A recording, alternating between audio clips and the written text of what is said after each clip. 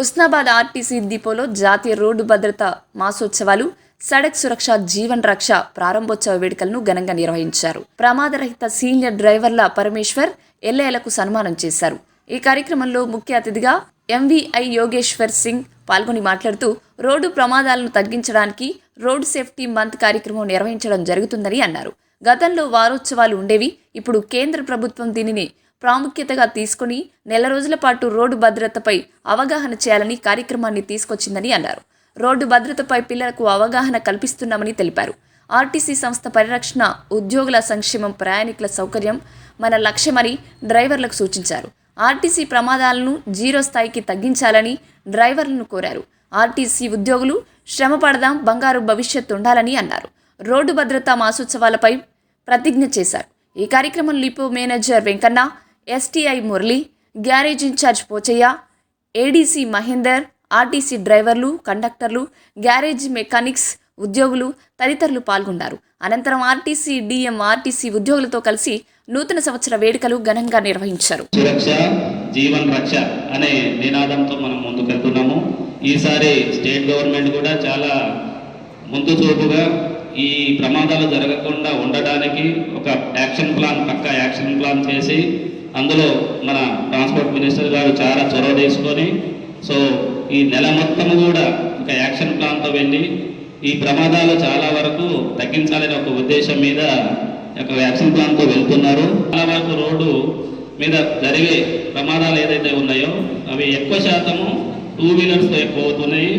దాంతోపాటు పాదాచారులు, పెడిస్ట్రియన్ నడుచుకుంటూ వెళ్ళే వాళ్ళతోటి ఎక్కువ జరుగుతున్నాయి. వేరే చాలా కారణాలు అంటే మద్యం సేవించి డ్రైవింగ్ చేయడం, తర్వాత ఇంకోటి ఈ మధ్యలో సెల్ ఫోన్ చేసి మాట్లాడుకుంటూ డ్రైవింగ్ చేయడము, ఇవన్నీ కూడా మైండ్ డీవియేషన్స్ అన్నట్టు. అంటే మన మైండ్ని మన డ్రైవింగ్ మీద కాన్సన్ట్రేషన్ లేకుండా డీవియేషన్ చేస్తూ ఉంటాయి.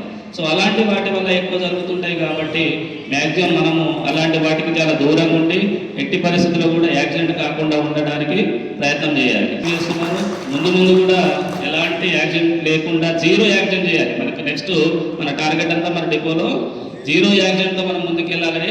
ఎట్టి పరిస్థితుల్లో యాక్సిడెంట్స్ కావద్దు, అలాంటి వేరే వాళ్ళకి అవకాశాలు లేకుండా మనము జాగ్రత్తగా సర్వీస్ చేస్తూ ఎలాంటి ఇన్సిడెంట్ కాకుండా ప్రయాణికులను సురక్షితంగా చేర్చాలని చెప్పేసి మనస్ఫూర్తిగా 65 to 70% యువతనే.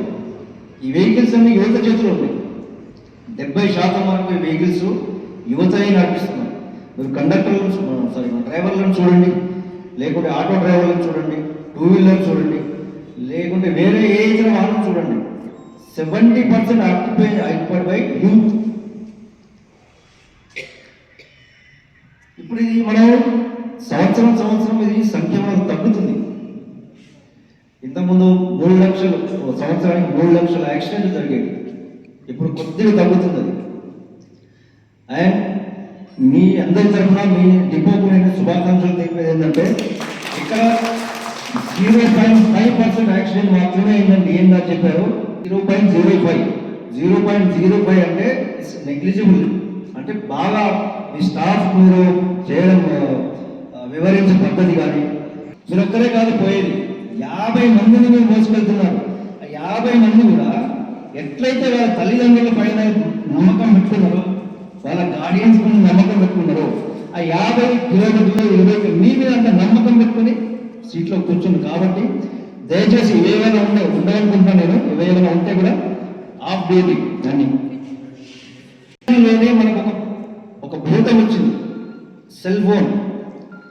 అది మరి ఎంత మంచో ఎంత చెడు. యాక్చువల్గా సెల్ ఫోన్ కనుక్కున్నది ఒక మనిషి ఇంకో మనిషితో మాట్లాడడానికి మాత్రమే కనుక్కున్నారు. కానీ ఇప్పుడు సెల్ ఫోన్ అనేది పలు విధాలుగా మనకు ఉపయోగపడుతుంది. దాని ఉపయోగాలు ఇక వర్ణనాతీతం. కానీ ఆ సెల్ ఫోన్ వల్లనే